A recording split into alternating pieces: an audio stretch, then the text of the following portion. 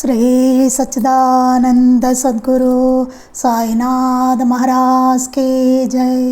శ్రీ సచ్చిదానంద సద్గురు అలివేలు మంగమ్మ సహిత భరద్వాజ మహారాజ్ కి జై.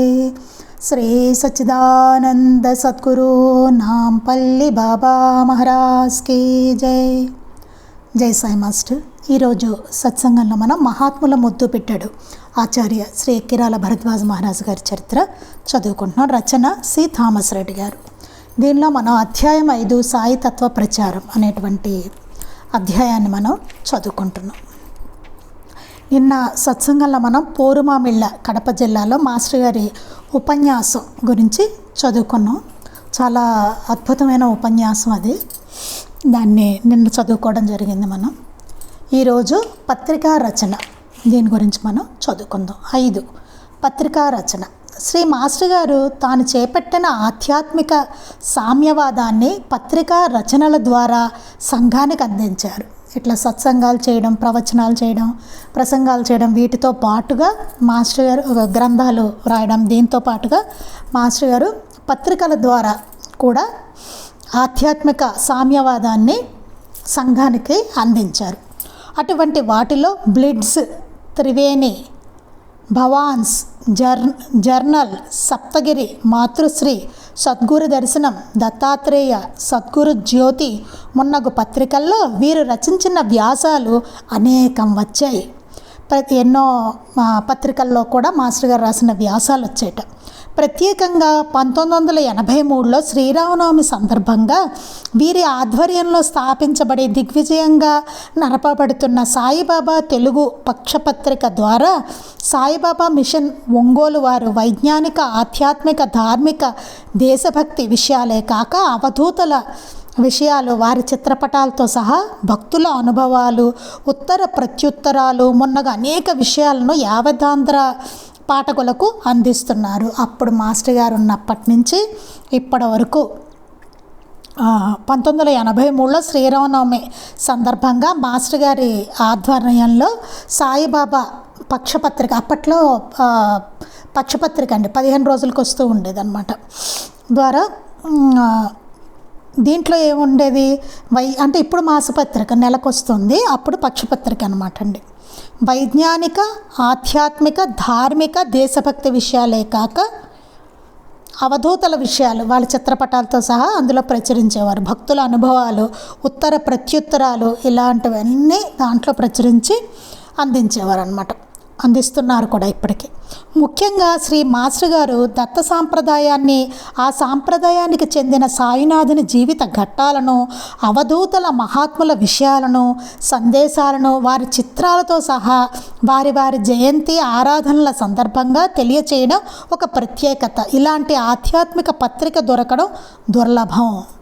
ముఖ్యంగా మాస్టర్ గారు దత్త సాంప్రదాయాన్ని, ఆ సాంప్రదాయానికి చెందిన సాయినాథుడు జీవిత ఘట్టాలు, అవధూతల గురించి, మహాత్ముల గురించి విషయాలు వారి చిత్రపటాలతో సహా ప్రచురించేవారు. ఆ మహాత్ముల యొక్క జయంతి ఆరాధన సందర్భంగా ప్రత్యేక వ్యాసాలు అవి అందులో ప్రచురించేవారు వారి గురించి అన్నమాట. ఇలాంటి ఆధ్యాత్మిక పత్రిక దొరకడం దుర్లభం అంటున్నారు. నిజంగానే దుర్లభం ఉండేది. అలాంటి పత్రిక ఇంక అసలు ఎక్కడ నేనైతే చూడలేదు. ముఖ్యంగా మాస్టర్ గారు దత్త సాంప్రదాయాన్ని ఇది అయిపోయింది కదా. ఉదాహరణ, జనవరి మాసంలో అవధూత రామిరెడ్డి తాత హజరత్ ఖాన్ సాహెబ్, ఫిబ్రవరిలో పాకలపాటి గురువు గారి వారి ఆరాధన, మార్చిలో ఏప్రిల్ భగవాన్ రమణ మహర్షిది ఆచార్యుల వారి ఆరాధన, మేలో అక్కలకోట స్వామి ఆరాధన, పరాడ్ సింగ్ అనసూయమాత జయంతి, జూన్లో అవధూత చివటం అమ్మ, జూలైలో గురు పూర్ణమి విశేషాలు, ఆగస్టులో భగవాన్ శ్రీ వెంకయ్య స్వామి, సెప్టెంబర్లో శ్రీ ధునివాలా దాదా, అవధూత్ చీరాల స్వామి, అక్టోబర్లో ఆచార్యుల జయంతి విశేషాలు, నవంబర్లో రామభక్తుడు శ్రీ రంగన్న బాబు గారి విషయాలు, డిసెంబర్లో అవధూత శ్రీ కాసిరెడ్డి నాయన దత్త జయంతి విషయాలు తెలియజేయటం ద్వారా పాఠకుల ఆదరాభిమానాన్ని పొందుచున్నది పత్రిక. ఇలా మహనీయులందరి గురించి, వారి ఆరాధనలు, జయంతులు అన్నీ, వాళ్ళ గురించి అన్నీ ఏ నెల అట్లాగా ప్రచురించడం అనేది జరుగుతుంది. అంతేకాక Sankranti, Sri Rama Navami, Krishnashtami, Christmas, Easter, Ramzan, Bakrid, Samvatsaradi, August 15 స్వాతంత్ర దినోత్సవము, జనవరి 26 రిపబ్లిక్ దినోత్సవం ఇలాంటి విషయాల్ని పాఠకులకు అందిస్తూ ఉత్తమ ఆధ్యాత్మిక సాంప్రదాయాన్ని నెలకొల్పి సంఘంలో, దేశంలో నైతిక స్థాయి పెంపొందించుటకు తమ వంతు కృషి చేస్తున్నారు. మన పండుగలు, దేశభక్తి గురించి ఇవన్నీ ఆగస్టు 15, జనవరి 26, ఇంకా ఇతర అన్నీ మొత్తం అంటే హిందూ మతమే కాకుండా మిగతా క్రిస్మస్, ఈస్టర్, రంజాన్, బక్రీద్ అవి కూడానండి మొత్తం అన్ని మతాలవి వేస్తూ అలా ప్రచురిస్తూ ఉన్నారన్నమాట. ఇంతవరకు అతి దుర్లభమగు మహాత్ముల చరిత్రలైన శ్రీ మొగలిచర్ల దత్తాత్రేయ స్వామి, శ్రీ లోకనాథ బ్రహ్మచారి, గురుదేవ చరిత్ర, శ్రీ టిబెట్ యోగి మీలారేప, శ్రీ గజానన్ మహారాజ్ చరిత్రల్ని సీరియల్స్గా అందిస్తూ వచ్చారు. శ్రీ నిత్యానంద, శ్రీ ప్రకాశానంద అనే 2 జ్ఞానస్వరూపులకు మహాత్ములు భక్తులతో అప్పుడప్పుడు చేసిన ప్రసంగాలు, సంభాషణలు ముముక్షువులకు అత్యంత ఉపయోగకరమైన విషయాలు వార్తాలాపం శీర్షిక క్రింద 1984 నుండి సీరియల్గా నేటికీ ప్రచురించబడుచున్నది. ఇప్పటికే వస్తుందండి అది, నిత్యానంద, ప్రకాశానంద గారు వీళ్ళది. శ్రీ మాస్టారు ప్రవచించిన క్యాసెట్స్ ప్రసంగాన్ని ఉన్నట్లు శ్రీ విసి వెంకటేశ్వర్లు గారు రాసి పంపగా మాస్టారు గారు చెబుతున్నారు అనే శీర్షిక కింద సెప్టెంబర్ 1991 నుండి సీరియల్గా ప్రచురించబడింది. ఇది కూడా మాస్టర్ గారి ప్రసంగాలను కూడా సీరియల్ కింద వేశారన్నమాట.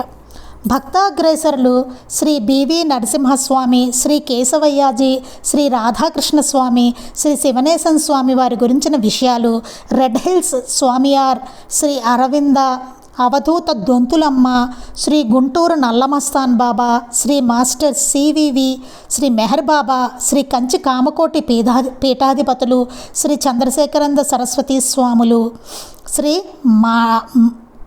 మాణికేశ్వరి మాత మున్నగు మహాత్ముల విషయాలు పత్రిక ద్వారా అందిస్తున్నారు. పత్రికలో గమనించదగ్గ మరొక ముఖ్య విషయము సాయి సూక్తులకు ఆచార్యుల వారిచ్చిన వ్యాఖ్యానము, ఆచార్యవాణి.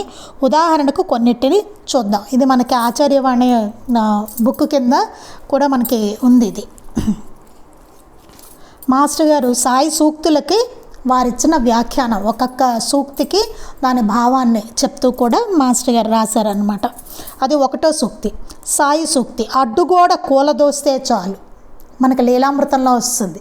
అడ్డుగోడ కూలదోస్తే చాలు అంటారు బాబా. ఆచార్యవాణి మాస్టర్ గారు దానికి ఏం చెప్పారంటే, అందరిలోనూ సాయినాథుడే ఉన్నాడన్న భావన కలిగి ఉండాలి. సర్వజీవ స్వరూపుడగు సాయి తన భక్తులకు ఎన్నో అనుభవాలను ప్రసాదించారు.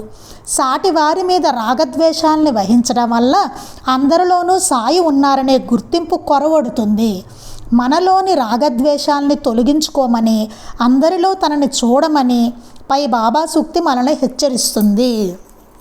ఇక్కడ ఏం చెప్తున్నారంటే, మనకి లీలామృతంలో వస్తుంది కదా, అడ్డుగోడ కూలదోస్తే అదే చాలు అంటారు బాబా. దానికి ఏం చెప్తున్నారంటే మాస్టర్ గారు, అందరిలోనూ బాబా ఉన్నారనే భావన కలిగి ఉండాలి. సర్వజీవ స్వరూపుడిగా బాబా తన భక్తులకు ఎన్నో అనుభవాలని ప్రసాదిస్తున్నారు. సాటి వారి మీద రాగద్వేషాలను వహించడం వల్ల అందరిలోనూ బాబా ఉన్నారనే గుర్తింపు కొరవడుతుంది. అంతే కదండి, మనం సాటి వాళ్ళ మీద రాగద్వేషాలు వహిస్తే ఏమవుతుంది, బాబా ఉన్నారు అందరిలో అన్నది మనకి మరుగుపడిపోతుంది. వారిలాగానే కనబడుతూ ఉంటారు. వీడు ఎట్లా అన్నాడు, వాడట్లా అన్నాడు, వీడు శత్రువు, వీడు మిత్రుడు, ఇలాంటి అభిప్రాయాలన్నీ వచ్చేస్తాయి మనకి. బాబాని చూడడం అన్నది వీలు కాదు. ఎందుకు? రాగద్వేషాలు వహించడం వలన. మనలోని రాగద్వేషాలను తొలగించుకోమని, మనలో ఉండే రాగద్వేషాలు తొలగించుకోవాలట. అందరిలో తనను చూడమని పై బాబా సూక్తికి మనల్ని హెచ్చరిస్తుంది. అందరిలో ఆయన చూడమని. అదే అడ్డుగోడలు. రాగద్వేషాలు అనేవి అడ్డుగోడలు అన్నమాట. వాటిని తొలగించుకోమని చెప్పారు బాబా. అంటే రాగద్వేషాలు తొలగించుకుంటే అందరిలోనూ బాబా ఉన్నారని చూడడం అన్నమాట. 2 సాయి సూక్తి. నువ్వు నిశ్చలంగా కూర్చో, అవసరమైనదంతా నేను చేస్తాను, నిన్ను చివరికంట గమ్యం చేరుస్తాను. ఇది బాబా సూక్తి. నువ్వు నిశ్చలంగా కూర్చో, అవసరమైంది నేను చేస్తాను, నిన్ను చివరికంటే గమ్యం చేరుస్తాను. ఇది మనం చదువుకున్నాం బాబా సూక్తి. మాస్టర్ గారు చెప్పిన వివరణ, నిశ్చలంగా కూర్చో అంటే ఇది నిష్క్రియతను బోధించదు. నువ్వు నిశ్చలంగా కూర్చో అంటే ఏం చేయకుండా కూర్చో అని కాదు. అక్కడ దాన్ని సరిగ్గా అర్థం చేసుకోవాలి. అంటే నిష్క్రియతని ఇది బోధించదు. మన కర్తవ్యాన్ని, ధర్మాన్ని అంతరంగిక కోరికలతో, కర్మ ఫలాపేక్షతో చలించకుండా నిర్దుష్టంగా కార్యదీక్ష చేయాలి. మనం చేయవలసిన దాన్ని అంతటినీ, కర్తవ్యాన్ని, ధర్మాన్ని 100కి 100 పాళ్ళు చేయవలసిందే. దాన్ని ప్రతిఫలం పట్ల నిర్లిప్తత కలిగి ఉండాలి. మనకు వచ్చే రిజల్ట్ ఉంటుంది చూసారా, ప్రతిఫలం, దాని పట్ల మాత్రం నిర్లిప్తలుగా ఉండాలట.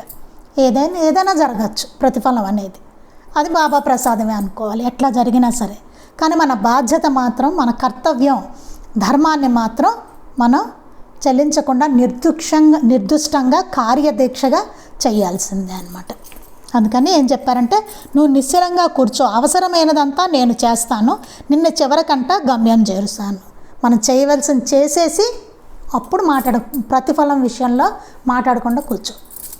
నీకేది మంచిదైతే అది చేస్తానంటున్నారు బాబా.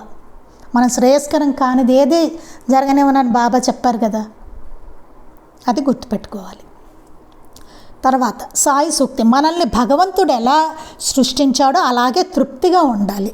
ఇవన్నీ మనం లీలామృతంలో చదువుకున్నాం, సాయినాథ ప్రబోధామృతంలో కూడా చాలా, ప్రబోధామృతంలో అయితే మనం చాలా వివరంగా చదువుకున్నదే ఇవన్నీను. సాయి సూక్తి, మనల్ని భగవంతుడు ఎలా సృష్టించాడో అలాగే తృప్తిగా ఉండాలి. మాస్టర్ గారు చెప్పింది, బ్యాంకులో మనము దాచుకున్న డబ్బు మనము డ్రా చేసుకుని తెచ్చుకున్నందుకు సంతోషించవలసిన పని లేదు. బ్యాంకులో మనం డబ్బు దాచుకున్నాం, అది తెచ్చుకుంటే ఇప్పుడు సంతోషించాల్సిన పని ఏంటి? మన డబ్బే కదా మనం తెచ్చుకున్నాం, సంతోషించడం దేనికి? అదేవిధంగా బ్యాంకులో రుణం తెచ్చుకొని చెల్లించవలసి వచ్చినప్పుడు దుఃఖపడవలసిన పని లేదు. అలా కాకుండా మనం బ్యాంకులో అప్పు తెచ్చుకున్నాం అనుకోండి, బ్యాంకు నుంచి రుణం తెచ్చుకుంటే అది చెల్లించాలి కదా, మరి దాన్ని తిరిగి ఇవ్వాలి కదా. అది ఇస్తున్నప్పుడు ఏడ్చామనుకోండి, అది ఎట్ట కుదురుతుంది? దుఃఖించవలసిన పని లేదు. ఎందుకు? అది మంద కాదు, అక్కడి నుంచి తెచ్చుకున్నాం మనం, మళ్ళీ వాడికి ఇచ్చేయాలి. ఏడుపు దేనికి? మన దగ్గర డబ్బు ఉన్నప్పుడు తెచ్చుకొని సంతోషించాల్సిన అవసరం లేదు, మన డబ్బు మనం. అలాగే ఇతరుల నుంచి తెచ్చుకున్నప్పుడు అది ఇచ్చేసినప్పుడు ఏడవలసిన పని లేదు. దైవ ప్రసాదంగా మనకు లభించిన దానితో జీవించి జీవితాన్ని సద్వినియోగం చేసుకోవాలనే బాబా సూక్తి. అంటే దైవ ప్రసాదంగా మనకు లభించిన దాంతో తృప్తిగా జీవించాలండి, జీవితాన్ని సద్వినియోగం చేసుకోవాలి. అనవసరమైనటువంటి ఆర్భాటాలకు పోకుండా మనకు లభించిన దాంతో సంతోషంగా జీవించాలి. బాబా ప్రసాదంగా, దైవ ప్రసాదంగా తృప్తి పడడం నీవు నేర్చుకోవాలే కానీ అది వేరే ఏ విధంగానూ తీరేది కాదు. తృప్తి పడడం అనేది మనం నేర్చుకోవాల్సిన విషయం, అంతేగాని వేరే రకంగా అది తీరదు. తృప్తి అనేది నాకు ఇది వస్తే తృప్తి ఉంటుందేమో, అది వస్తే తృప్తి ఉంటుందేమో, అలా ఏం ఉండదండి. అలా ఉండదు. అది చాలా తాత్కాలికం, మళ్ళీ ఇంకోటి మొదలవుతుంది, మళ్ళీ ఇంకోటి వస్తుంది, అక్కడతో ఆగదు. అది తృప్తి ఉండదు. కానీ ఆ తృప్తి పడడం నేర్చుకోవాలి, మనమే నేర్చుకోవాలి. అది వేరే విధంగా తీరదు, అది మనలోనే ఉంటుంది. నేను చదువుకున్నాం కదా, తృప్తి శాంతి అనేవి మనలోనే ఉంటాయి. తర్వాత 4 సాయి సూక్తి, వేశ్యతో ముద్దులాట తగదు. ఆచార్యవాణి, వేశ్య తన వద్దకు వచ్చిన విటుని తనను వదిలిపెట్టకుండా ఉండేందుకు విటునికి మద్యము, జూదము మొదలైన అలవాటు చేసి తనకు బానిసను చేసుకుంటుంది. బాబా సూక్తి ఏంటంటే వేశ్యతో ముద్దులాట తగదు అన్నారు. అదేంటో చెప్తున్నారు వివరణ. వేశ్య ఏం చేస్తుంది? తన దగ్గరకు వచ్చిన విటుని ఏం చేస్తుంది? ఈవిని వదిలిపెట్టకుండా ఉండాలి కదా, అందుకని ఏం చేస్తుంది? వాడికి తాగుడు అలవాటు చేస్తుంది, జూదం అలవాటు చేస్తుంది, ఇట్లా వ్యసనపరుణ్ణి చేసి తనకు బానిసం చేసుకుంటుంది. అలాగే మహిమలు ప్రదర్శనకు లోనైన సాధకుడు తన కీర్తిని, ఆడంబరాన్ని, గొప్పతనాన్ని చాటుకోవడానికే తన సాధనా బలాన్ని ఖర్చు చేసుకుంటాడు కానీ ఆత్మజ్ఞానాన్ని పొందడానికి ప్రయత్నించడు. ఎంత బాగా చెప్పారు చూడండి మాస్టర్ గారు ఇక్కడ. అలాగే మహిమలు ప్రదర్శనకు లోనైన సాధకుడు, మహిమలు చూపాలి జనాలకి, ప్రదర్శన చేయాలి, దానికి లోనైపోతాడు. అయిపోయి తన కీర్తిని, ఆడంబరాన్ని, గొప్పతనాన్ని చాటుకోవడానికి, ఫలానా వాళ్ళండి, ఆయన దగ్గర చూడాలండి మహిమ అని చెప్తారు. ప్రదర్శిస్తాడు కూడా రకరకాల ప్రదర్శనలు. ఇలా అనేసరికి చేతిలోకి ఏదో వస్తుంది. అది ఇలా ఇస్తూ ఉంటాడు. ఇలాగే ప్రదర్శనలు ఇవన్నీ కీర్తిని, ఆడంబరాన్ని, గొప్పతనాన్ని. ఎంత గొప్ప అయినండి అన్నీ చెప్పేస్తాడు అసలు మన గురించి. ఎవడికి కష్టాలు లేవండి, ఎవడెళ్ళినా నువ్వు కష్టాల్లో ఉన్నావు అంటాడు. ఎవడికి లేవు కష్టాలు? అందరికీ ఉన్నాయి కష్టాలు. ఆరోగ్యం అంత బాగోలేదు, ఎవడికి బాగోలేదు. ఇప్పుడు అందరికీ ఓటు ఉంటున్నాయి కదా, చిన్న పెద్దదో ఏవో ఉంటున్నాయి. అలా చాటుకోవడానికే తన సాధనా బలాన్ని ఖర్చు చేసుకుంటాడు. కానీ అవన్నీ చాటుకోవాలి, ఏవో కొన్ని సిద్ధులు వస్తాయి, అవన్నీ ప్రదర్శిస్తూ ఉంటాడు. దాని ద్వారా ఏమవుతుంది? చాటుకుంటాడు తన గొప్పతనాన్ని, ఆడంబరాన్ని, కీర్తిని చాటుకుంటూ తన సాధనా బలాన్ని ఖర్చు చేసుకుంటాడు. ఆ సాధించిందంతా సాధన బలమంతా ఖర్చు చేసుకుంటున్నాడు. సాధన వల్ల వస్తాయి కదా అవన్నీ, వాటన్నిటిని ఖర్చు చేసుకుంటాడు. దేనికోసం? కీర్తి కోసం, ఆడంబరాల కోసం, గొప్పతనానికి, డబ్బుకి, వీటన్నిటి కోసం. ఆత్మజ్ఞానాన్ని పొందడానికి ప్రయత్నించడు, అంతేగాని ఆత్మజ్ఞానం పొందుదాం అని ప్రయత్నించడు. పై విషయాలే అతన్ని ఆధ్యాత్మికత నుండి ప్రక్క మార్గము పట్టించి భ్రష్టత చెందిస్తాయి. ఈ విషయాలే ఆధ్యాత్మిక మార్గం నుంచి పక్కదారి పట్టించి వాళ్ళని భ్రష్టులు చేస్తాయి అన్నమాట. అందుకే సిద్ధులనే క్రూర మృగాలు అని చెప్పారు బాబా. మనకి ప్రబోధామృతంలో రాస్తారు, సిద్ధులనే క్రూర మృగాలు ఉంటాయి, వాడి జోలికి వెళ్ళకూడదని చెప్తారు. అందరూ దాదాపు పడిపోతారు దాంట్లోని సిద్ధులతోటి. ఎన్నున్నాయి, రాక్షసులకి ఎన్ని ఉన్నాయండి, దేవతలకు ఎట్లా ఉన్నాయో వాళ్ళకి అలాగే ఉన్నాయి. మరి ఇద్దరు సమానమా? దేవతలు రాక్షసులు? చెప్పండి. వీళ్ళు చేసిన వాళ్ళు చేయగలరు, వాళ్ళు చేసిన వీళ్ళు చేయగలరు కదా. మాయమైపోవడాలు ఇవన్నీ చేయగలరు. రాక్షసులు మాయమైపోతారు, దేవతలు కూడా మాయమైపోతారు. ఇలా చేతుల్లోకి వెళ్ళా అంటే రాక్షసులకే వస్తుంది, దేవతలకే వస్తుంది. కానీ తేడా లేదు రాక్షసులకి, దేవతలకి. అలాగే ఇట్లా నకిలీతనానికేనో అసలుకి తేడా ఉంది. వాళ్ళ ఆత్మజ్ఞానం కోసం చేయరు, వాళ్ళు చేసేదంతా కీర్తి, ఆడంబరాలు, గొప్పతనం, దానికి వాళ్ళ సాధనంతా ఖర్చు చేసుకుంటారు, ప్రజల్ని మోసం చేస్తారు కూడా. ఇలాంటివే అతనిని ఆధ్యాత్మికత నుండి పక్క మార్గము పట్టించి భ్రష్టత చెందిస్తాయి. అందుకనే శ్రీ సాయి క్రూర మృగాలనే సిద్ధులకు జడిసి ఆత్మానందము అనే గుహలో దాక్కుని సురక్షితంగా మార్గము దాటాను అని సెలవిచ్చారు. అందుకే ఆయనకు ఆయన ఆపాదించుకుని చెప్పారు, సాధకుడు ఎట్లా ఉండాలో చెప్పారు. చెప్పి ఏమన్నారంటే, ప్రబోధామృతంలో వస్తుంది, క్రూర మృగాలనే సిద్ధులకు జడిసి ఆత్మానందము అనే గుహలో దాక్కుని సురక్షితంగా మార్గము దాటాను. ఆయన ఎట్లా దాటారో చెప్పారు. సిద్ధులు వస్తాయి ప్రతి వాళ్ళకి, కానీ ఆ సిద్ధుల జోళ్ళకి వెళ్లకుండా ఆత్మానందము అనే గుహలో దాక్కుని సురక్షితంగా మార్గంలోకి నేను వచ్చాను అని చెప్పారట. అందరికీ చెప్పారు ఆయన ఆదర్శంగా. అట్లా ఉండాలి సాధకులు. క్రూర మృగాలు సిద్ధులు అనేవి, వాటికి లొంగకూడదు అని చెప్పారు. దీన్ని బట్టి చూడండి, ఆ మహిమలు ఏముంది, అందరి దగ్గర జరుగుతాయి మహిమలు, కానీ అవి సరైనవి కావు, వాళ్ళు సరైన వాళ్ళు కాదు. సాయి సూక్తి, అసూయను జయించు, అది చాలా సులువు. బాబా చెప్పారు ఇక్కడ, అసూయను జయించు, అది చాలా సులువు అని చెప్పారు. కానీ అమ్మగారు చెప్తారు, దాంట్లో బాబా అన్నారు కానీ చాలా కష్టమైందని చెప్తారు అమ్మగారు. ఒక దాంట్లో మనకి ఆచార్యవాణి మాస్టర్ గారు చెప్పింది, తనను గురించి కాక సాటివారిని గురించి ఆలోచింపజేసేది ఈ అసూయ. అసలు అసూయ అంటే ఏంటంటే, మన గురించి మనకు కాకుండా సాటివారి గురించి ఆలోచింపజేస్తుంది, దాన్ని అసూయ అంటారు. వాడికి ఓ పెద్ద బిల్డింగ్ ఉంది, లేకపోతే వాడికి కారు ఉంది, నాకు లేదు, వాడికి కారు ఉంది నాకు లేదు, లేకపోతే నాకన్నా వాడికి జీతం ఎక్కువ, లేకపోతే వాడికి పెద్ద ఉద్యోగం ఉంది, లేకపోతే వాడికి మంచి ర్యాంక్ వచ్చేసింది, ఏవో చాలా, లేకపోతే వాళ్ళకి అంత నగలు ఉన్నాయి, వాళ్ళంత ధనవంతులు, నాకు లేదేమి. అసూయ. అలాంటి ఆలోచన వల్ల మనసు ద్వేషభావానికి అలవాటు పడుతుంది. అలా ఎప్పుడైతే మనం కంపేర్ చేసుకుంటూ ఉంటామో అసూయ ప్రబలుతుంది మనలో. ప్రబలి మన మనస్సు ద్వేషభావానికే అలవాటు పడిపోతుంది. ఇంకా మనసులో మంచి ప్యూరిటీ ఉండదు. ఇంకా మనసు ద్వేషభావం అలవాటు పడిపోతూ ఉంటుంది ఇతరుల పట్ల. అసూయ అనే గుణము ఎంతకెంతకి పెరిగిపోతుంది దాన్ని కంట్రోల్ చేయకపోతే. అందరిలోనూ సాయి ఉన్నారనే సత్యాన్ని మరుగుపరుస్తుంది. ఇవన్నీ ఏమవుతాయంటే బాబాని చూడలేకుండా చేస్తాయి. ఏదైతే మనం చెయ్యాలో దానికి ఒక పొర ఇలా వచ్చేస్తుంది అనమాట. రాగద్వేషాలు, అసూయ, కోపము, ఇంకేవో చాలా ఉంటాయి కదా మన బలహీనతలు. అవన్నీ ఈర్ష్య, ఇవన్నీ మొత్తం ఒక అడ్డుగోడ మనకి బాబాకి మధ్య. అది దాన్ని కూలదోయని చెప్పారు కదా.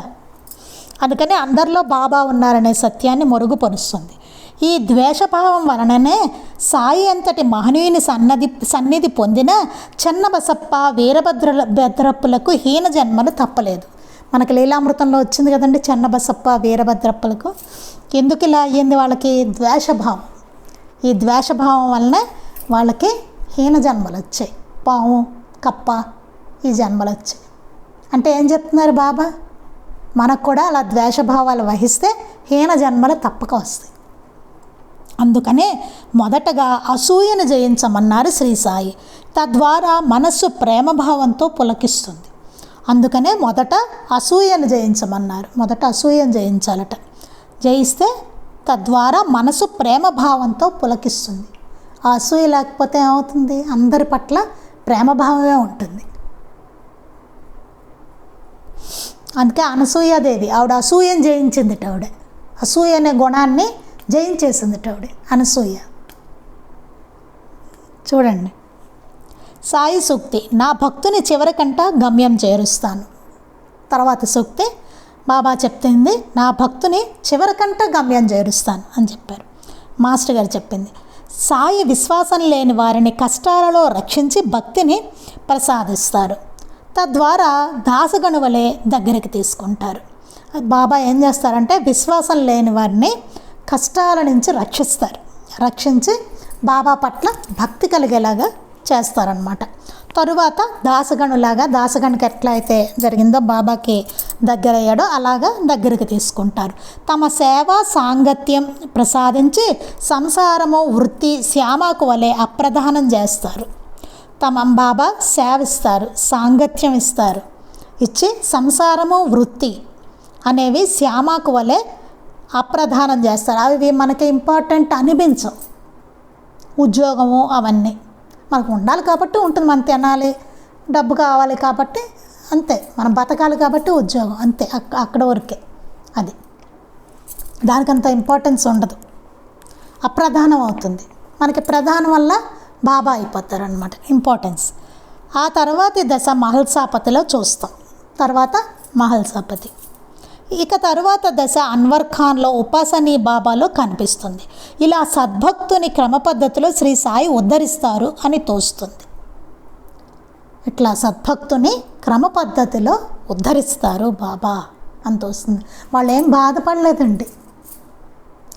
ఎప్పుడు వాళ్ళు చేసే ఆ వృత్తిని మానేసి అక్కడ చెప్తారు, నువ్వు హరికథలు చెప్పు అంటారు దాసగణుని. ఆయన బాధపడలేదు కదా, చక్కగా తీసుకొని చేశాడు ఆయన. అలాగే ఇక్కడ మహల్సాపతిని కూడాను ఆ వృత్తి మాన్పించేసి ఖండోబా దగ్గర ఉండమని చెప్తారు ఆయన్ని, మహల్సాపతికి. అలా ఒక్కొక్కరిని ఆయన బాబా చరిత్ర చూస్తే వాళ్ళని ఆయన ఉద్ధరిస్తూ వచ్చారనమాట క్రమ పద్ధతిలో. ఎందుకంటే మనకు అంతలా ఇవ్వరు, అందుకని మనమేం కంగారు పడక్కర్లేదు. వాళ్ళు భక్తులు, ఆ స్థాయికి వెళ్ళిన వాళ్ళు, అందుకని వాళ్ళకి అట్లా చెప్పారు. మనకి కాదు, మన కర్తవ్యం మనం చేస్తున్నాం. నిజంగా మనం ఆ స్టేట్కి వెళ్ళే అవసరం అయితే కనుక బాబా తప్పకుండా చెప్తారు. అప్పుడు ఉద్యోగం అవసరం లేదు నీకు, ఇలా జీవించు అని చెప్తారు. అప్పటి వరకు ఆయన చెప్పే వరకు మన పని మన కర్తవ్యాన్ని మనం నిర్వర్తిస్తూనే ఉండాలి. అది గుర్తుపెట్టుకోవాలి. అంటే అదే మెయిన్ అయిపోకూడదు, కానీ మనకి బతకాలి కాబట్టి, కాస్త మన డబ్బు కావాలి కాబట్టి, సంసారం గృహస్థలం కాబట్టి ఉద్యోగం. అది సాయి సూక్తి. కష్టించి పనిచేయి, దేవుని నామము ఉచ్చరించు, సద్గ్రంథాలు చదువు. దీని మాస్టర్ గారి వివరణ. సాధన గురించి బాబా చెప్పిన ఈ సూక్తులు పరమ పవిత్రమైనవి.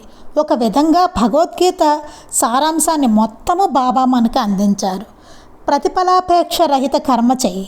ఇక్కడ కష్టించి పని చేయి అన్నారు. కష్టించి పని చెయ్యి అని చెప్పారు. ఇక్కడ అమ్మగారు చెప్తారు, పని చెయ్యి అంటే ఏదో ఒక పని చేసి ఆపేయడం కట్. పని చెయ్యి అంటే చేస్తూ ఉండడం ఏదాన్ని, ఏదో ఒక పని కాదు అక్కడ. అదీ కాకుండా ప్రతిఫలాపేక్ష రహిత కర్మ చేయాలట. దాని నుంచి ఏమీ ఆశించకూడదు. ఫలితాన్ని ఆశించనట్టే కర్మ అట్లా చేయాలి. అది కర్మయోగం అవుతుంది. దేవుని నామం ఉచ్చరించు, స్మరణ మనన నిధిధ్యాసములు, అది భక్తి యోగము. దేవుని నామాన్ని ఉచ్చరించు అని చెప్పారు.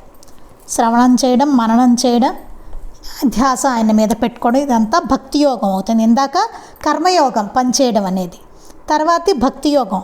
సద్గ్రంథములు చదువు. సద్గ్రంథ పఠనం వల్ల సద్గురువు నందు మనస్సు లగ్నం అవుతుంది. గ్రంథ పఠనం ఎందుకంటే సద్గ్రంథాలు చదవడం, అప్పుడు సద్గురువు మీద మన మనస్సు లగ్నం అవుతుంది. మన లీలామృతం పారాయణ చేస్తూ ఉంటాం. చేస్తూ ఉంటే ఏమవుతుంది, బాబా మీద మనసు మనకి లగ్నం అవుతుంది. గురుచరిత్ర దత్తస్వామి మీద, శ్రీగురుడి మీద మన మనస్సు లగ్నం అవుతూ ఉంటుంది. అట్లా అన్నమాట. అదే గురుభక్తి. దానివల్ల జ్ఞానం కలుగుతుంది.